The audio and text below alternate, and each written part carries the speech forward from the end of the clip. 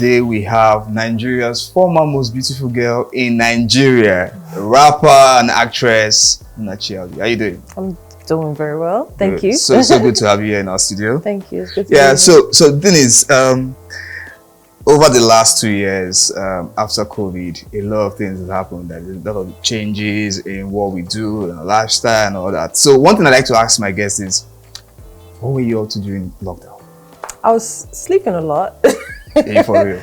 Yeah, I was sleeping a lot. But I mean, I had my skincare products that just came out at that time, so it was really good. And everybody was at home, so it was easy for people to get into like the skincare lifestyle.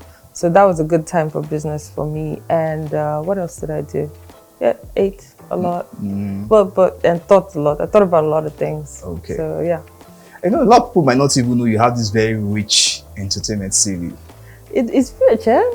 Yeah, you know, like you've done everything. They just see you like, okay, she's a movie star. No, she's a rapper. Yeah. She's a beauty queen. So when you're in that space, when people say, oh, I didn't know you used to do this, so you'll be like, how do you usually respond to them? Oh no, I'm used to people saying, oh, I don't, something that I do.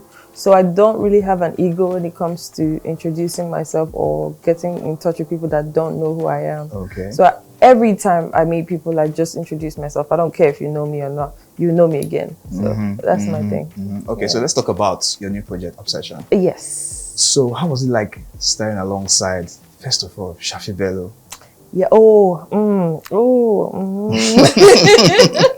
So I had a fangirl moment with Shaffy Bello because my first scene was with her, and I came in late because I was coming from the mainland to the island. It was like really far traffic, you know what it is. So when I got there, I was like, God damn! I mean, I just met you, and I'm a fan. Come on, don't do me like that. Anyway, so after we had the scene, which is so cool for actors, you can actually just become somebody else. Sure. And then after that, you become your real self. So after the scene, she looked at me and she goes, "Why were you late?"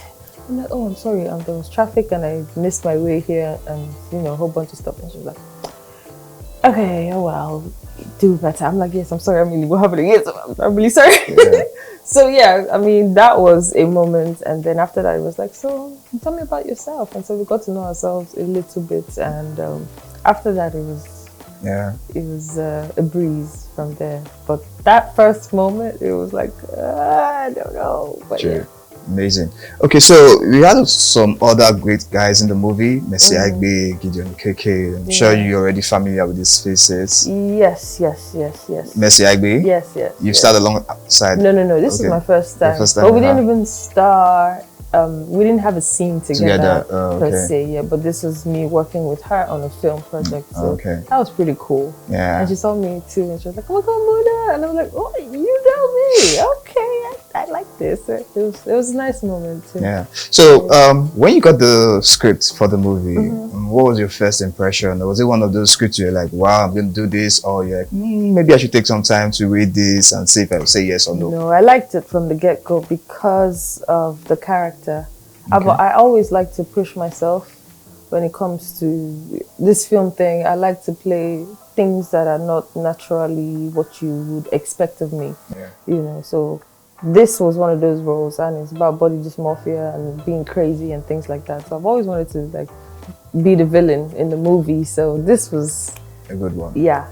I'm glad I got to touch that. So now I can go deeper. So. Okay, so we'll go back to your career as an actor. But I'd like to talk about something that was trending some few days ago. Hashtag horrible bosses. Oh, okay. Yeah. Oh, yeah. Have you ever been in that space? If I've ever had a horrible boss? Yes, not just maybe as a beauty queen, in the music industry, Nollywood. Not really. Most times No, I never had a horrible boss. So it's just been a smooth journey for you? Of course, it hasn't been easy. I mean, sometimes people say no. Okay. Yeah, when you're trying to, knock on doors or things like that. Sometimes people say no, and that's okay. So I haven't been with people for that long to experience the dark side. So I guess it's a plus for me. Cool. Yeah, but they exist. Horrible bosses exist, and I guess people need to learn more about emotional intelligence. Yeah, sure. True, true. So I'd like to know this. We've seen a number of beauty queens like Regina Skia, even above Eresina, become movie stars. Would you say these people inspired you, or was just something you've always wanted to do? Okay, so I don't know, because I've always loved Regina Skia in the movies and things, and even above Eresina. Shout out to her. She's from River State, so yeah. I looked up to them, no doubt. I thought they were gangster, and I thought that they were rebels in like the movie industry. They were quite out there. True. Right, but I didn't want to go that route. I tried to avoid it. Honestly, I tried to avoid it for as long as I could, because after MBGN, I kept getting roles, but I didn't understand it. And I was like, you know what, I want a script that would move me, you know, and things like that. I didn't know it was not like that. Yeah, I didn't know that was how, like the process of being in the movie is totally different from the type of scripts you get. If you're lucky, you might get a good script that actually makes you bring out like the monster in you, which is what I was looking for. But thankfully I just said what the hell, and I just got into it, and I found out that I loved it, so I don't even care anymore. I don't care if people say so far, how's it been for you in the industry? It's been beautiful for me because I like what I do. I really like it. So when I get roles that I like, it's easy for me to be there from morning to night, shooting from dusk till dawn, and you know, doing it all over again. I don't get tired that easily doing that, so that's why I like it. So it's been fun for me. It feels like you're a very picky person when it comes to I'm picky scripts. with everything. Like you see scripts and you're like, no, I'm not doing this. Yeah. There are times that I unfortunately, if the character that they want me to play doesn't really resonate with me, I would politely turn it down. But if it does, I'll do it. And sometimes I don't like to do two things at the same time, because that's something that a lot of us do in the industry too. Like you pick jobs because obviously you need like to, starring in one movie, like being in set, like doing two movies at the same time. One will suffer. And it's not I guess maybe because some people act on surface level and some people are like really, really deep in it. So it's easy for them to morph from one character to the other and just keep it pushing like that. I like to focus on one thing at a time. So I won't take another role or thing unless I'm done with one. Other things, reasons can come up. You said something earlier about when you finished MBJ and you didn't want to do this initially.